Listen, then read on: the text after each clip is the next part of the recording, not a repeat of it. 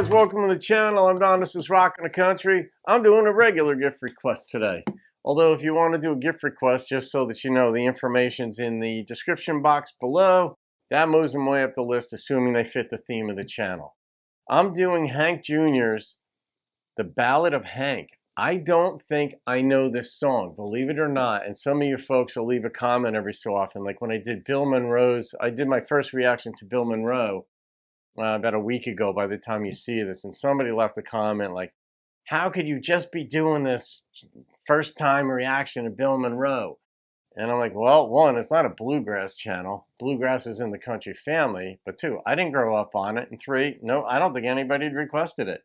So in any case, The Ballad of Hank, for those of you who are new, I didn't grow up on country, and I sure didn't grow up on traditional country. That came probably about 4 years ago after I started the channel. And so there are a lot of songs I don't know, and I like that because I'm not biased or prejudiced, or I don't infuse any meaning from my childhood into the songs. I'm hearing them for the first time, many of them.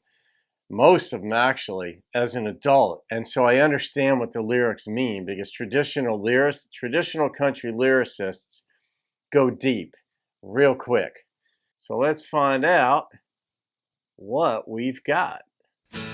Don, tell us how it really was when you was working with Daddy. Well, in 1950, I took a little nip along with Mr. Williams on the way to Mississippi. We were stacked eight deep in a Packard limousine when we met this promoter in the town of New Orleans. Sound like him. Well, a man told Daddy he had what it took, and he liked the way it sang, and he liked the way it shook. He said pretty soon he'd make us all rich, and we started believing that fat son of a bitch. Now, Daddy told a man, if you want to make some dough, take a little money and book me on a show. And we played them dates and we filled the places well, but Hank, he done blowed the profit all to hell, cause he'd run through a 10 and he'd run through a 20 and he'd run through a 100 just as hard as he could go. Like a big dose of salt to a little bitty feller, he spent $1,000 on a $100 show.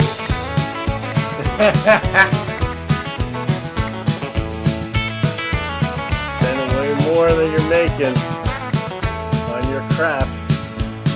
Hank looked at me with a funny looking grin, said, I've been to the opera and I'm going back again.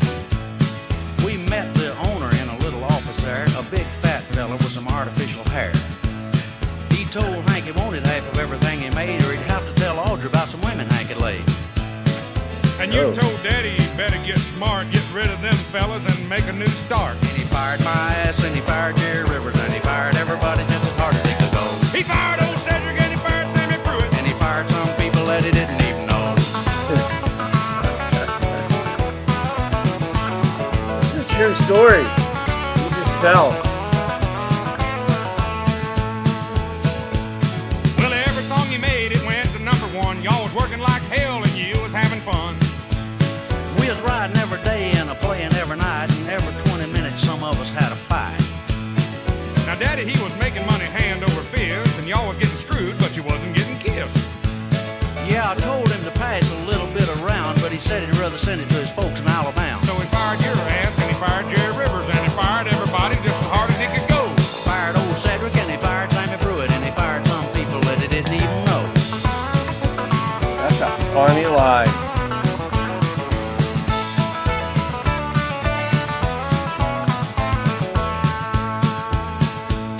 Now the owner of the opera, he's a-doing pretty good. He's got a music company that they call Cedarwood. And Hank played nothing but sold out halls, and I was pumping gas in greasy overalls, cause he fired my ass, and he fired Jerry Rivers, fired everybody just as hard as he could go. He fired old Cedric and he fired Sammy Pruitt. And he fired some people that he didn't even know. Hank run through a 50 and he'd run through a 100 and he'd run through 1,000 just as hard as he could go. Buying Cadillac coupes, paying double alimony. And he fired some people that he didn't even know. Don, you know you used to work for me one time. I sure remember that, but come to think of it, you fired my ass back in 1972. Oh. Well, it's a family tradition, you know, Don. Yeah. But I kept Jerry Rivers. Right.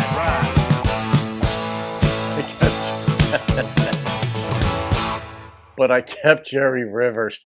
That's an insult on insult. I think that's funny that he got him to play in this song. I don't know which Don that is. It wasn't Don Williams. I'm almost positive of that because Don Williams sings very different than he does. And Don Williams would never be pumping gas, as far as I know, at a gas station. He had a beautiful, wonderful career. I'm not rating that one.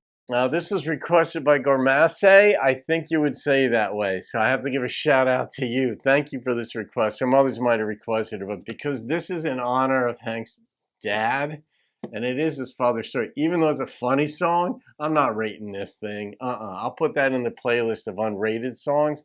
But what do you say? I mean, the fact that all those details were put in there, and that Hank Jr. was totally cool with it, and then the guy who got Don here, who got fired, was cool. He got fired twice. He's performing with the guy who fired him. I mean, they kissed and made up, I guess. What do you say? That's just it. All right, folks. And I wonder, too, did Hank Jr. play the drums on the studio version of this? Because Hank plays a lot of, Jr. plays a lot of instruments. I just wonder if he was the drummer on this, too. It just popped into my head. So there it is, folks. All right, Gormasse, if that's how you say your screen name. Thank you for that request. Have a great day. I'll see you on another video. Keep rocking the country.